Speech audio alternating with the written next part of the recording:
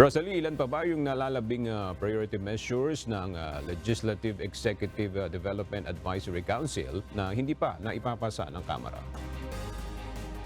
Aga-apat na priority bills ang pagtutuunan ng pansin ng Kamara sa pagbabalik sesyon ngayong araw. Ayon kay House Speaker Martin Romualdez, halos lahat ng 57 priority measures na napagkasunduan ng Executive Branch at Congress ay naaprubahan na liban na lang sa apat. Isa sa mga ito isasalang na sa third at final reading. Ito ang House Bill No. 9713 na isang defense bill. Nakapaloob dito ang pagkakaroon ng matatag na defense program at industry.